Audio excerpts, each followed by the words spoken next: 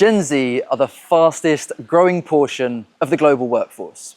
We now make up over 27% of it, and that number is only set to increase for the second half of the 2020s.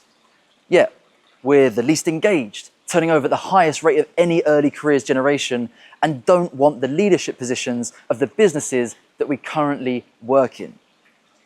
It seems we have a situation. And I know what you're thinking.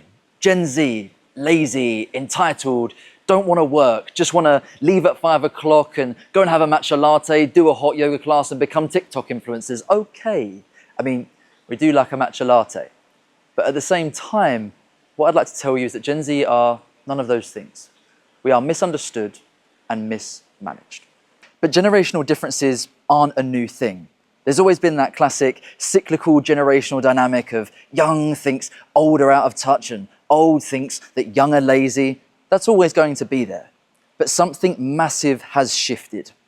Gen Z are the first digitally native generation in the history of humankind. That is quite a sentence when you sit with it. We have never known a world without smartphones, social media, the internet, and immersive digital technologies. I like to frame it that we're part of the largest uncontrolled social experiment in history. What happens when you combine rapidly evolving technologies with young adolescent minds? We're only just starting to scratch the surface of what the impacts of that are on our attention, our communication, the way we relate to each other, our expectations, and fundamentally, how we interact in the workplace. So why should businesses even care? Because they're paying right now either way. Some are paying it as a proactive investment with a clear return, but most are paying it as a reactive sunk cost in the form of higher disengagement, lower retention rates, not to mention the fact that every single business quite literally rests on their future leadership pipeline, which is the digitally native generations now coming through. And there's a wild statistic to back this up.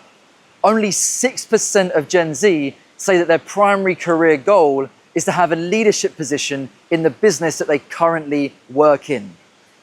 That should be sending alarm bells around every business to consider how future-proof is my organization. The way I could best describe this predicament that we're in is it's like most businesses are putting petrol into a Tesla and then wondering, why is it not working? But is this even a priority? What I would say to that is it was a priority yesterday. The gaps between and within generations are only continuing to get larger and larger as the rates of technology continue to increase at such rapid rates. The cost of inaction in this area is compounding in too big a way for businesses to now ignore. The second half of the 2020s are a really critical tipping point for businesses to get this right. So what's the solution? The solution is generational intelligence, simply defined as the ability to effectively understand, empathize, and communicate across age groups. It's a timeless behavioral and strategic skill set that is business critical to the future of every organization. As a generational intelligence expert and future of work advisor myself to FTSE 100 and Fortune 500 companies, I help businesses to maximize the potential of a multi-generational workforce. And as you can see, I'm Gen Z myself. And so I bring a certain angle to this conversation that is very crucial to it unraveling in an effective way. We now have 4 generations comfortably in the workplace, with Gen Z being the first digitally native generation in the workplace. There's only going to be more and more digitally native generations coming through as time goes on.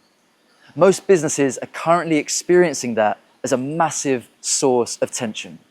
And I'm here to share with you how we can turn that source of tension into an incredible source of opportunity.